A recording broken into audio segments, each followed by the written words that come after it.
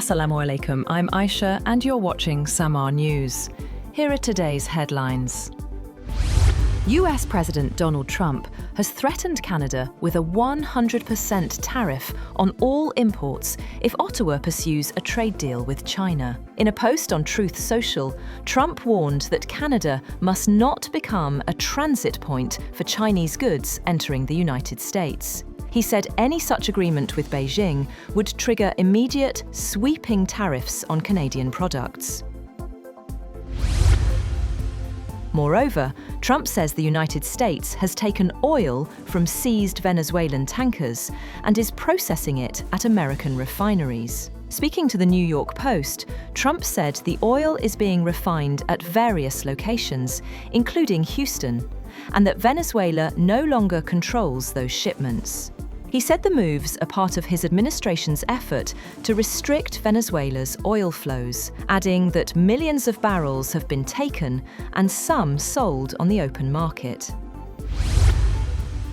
China's Communist Party has decided to open an investigation into senior military officials Zhang Youxia and Liu Zhenli for suspected serious violations of discipline and law.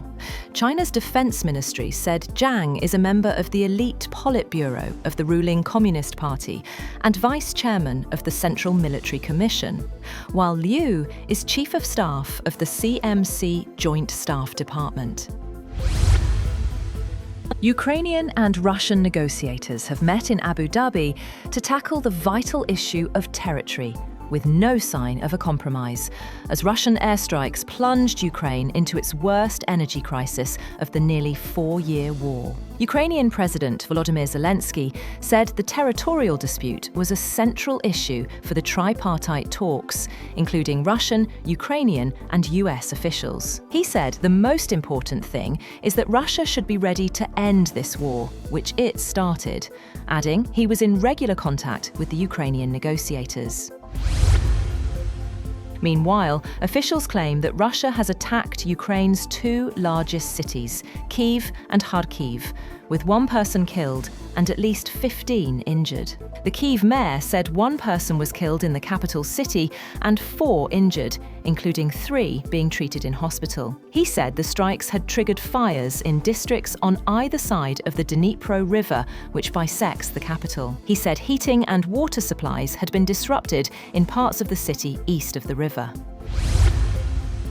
A senior Iranian officer has said that Iran will treat any attack as an all-out war against us ahead of the arrival of a US military aircraft carrier strike group and other assets in the Middle East in the coming days. The official said the military build-up, which hopefully is not intended for real confrontation, but Iran's military is ready for the worst-case scenario. The official said this: Iran will respond in the hardest way possible to settle this. Turkish Foreign Minister Hakan Fidan has warned that Israel may be looking for an opportunity to attack Iran, stressing that such a move could worsen regional instability and has already been raised with Tehran. Fidan told Turkish broadcaster NTV that he had conveyed these concerns directly to Iranian officials during a recent visit to Tehran. The warning follows a phone call between Turkish President Recep Tayyip Erdogan and Iranian counterpart Masoud Pezeshkian, wherein Erdogan stressed that Turkey opposes any foreign interventions in Iran and values its neighbours' peace and stability. British Prime Minister Keir Starmer has publicly challenged US President Donald Trump to apologise for his controversial remarks about NATO troops in Afghanistan, describing the comments as insulting and frankly appalling.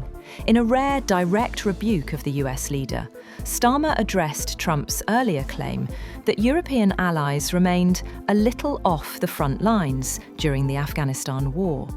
Asked if he would demand an apology, Starmer said if he had misspoken in that way or said those words, he would certainly apologise.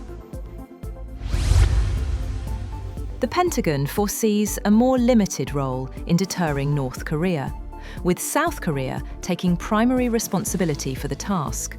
a move that could lead to a reduction of US forces on the Korean peninsula.